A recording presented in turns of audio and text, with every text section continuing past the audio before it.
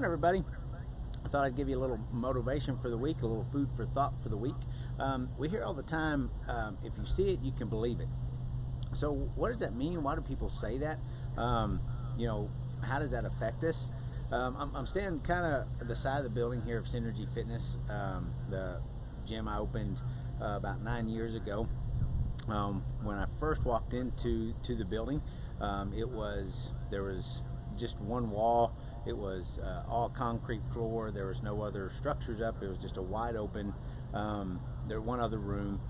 So there was about 10,000 square feet that was just pretty much wide open. When I walked into it, I could see where this room was going to be, where that room was going to be, where the changing rooms were going to be, where certain equipment was going to be, where the front desk was going to be.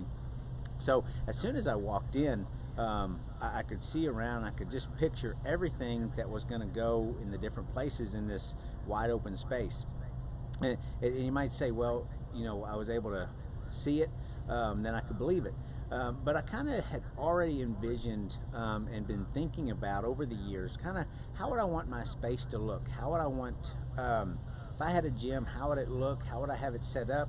What different rooms would I need? What things would I need for it to look the way I wanted to? So when I walked into that space, it was easy for me to see all those things I had already been thinking about.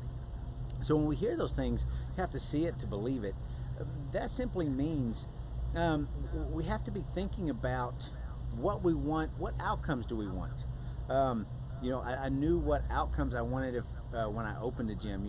How I wanted to look, how I wanted to feel, the physical setup of it, just the atmosphere. I knew all those things before I even opened the door, before I even walked into the space. I could see it in my mind. I could close my eyes. I could visualize exactly how it would work.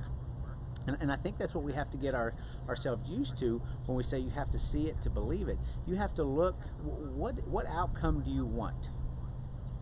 With that outcome, how does that look? When you close your eyes, how does that look in your mind? What does that feel like? What does that smell like? How are all the senses involved in? And so, when you get to that point, in your mind, you've already been there a million times. So it's nothing new to you. It's just now what you've pictured in your mind, what you've closed your eyes, you could see every single aspect of it.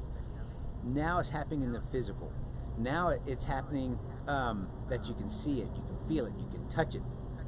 It's happening all around you, but you're used to that.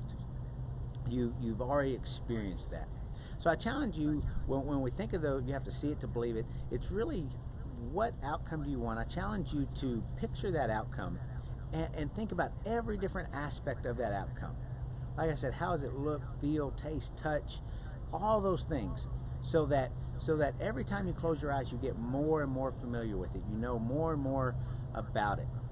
So as you do that, you'll intentionally drive towards that outcome. So that when you get there, it is nothing new to you. It is exactly how you knew it would be. It's exactly the outcome you wanted. So that's my challenge to you this week. I hope you have a great week. And picture the outcomes you want to have in your life, and know how those look, feel, taste, and touch. Have a great week, and we'll see y'all next week.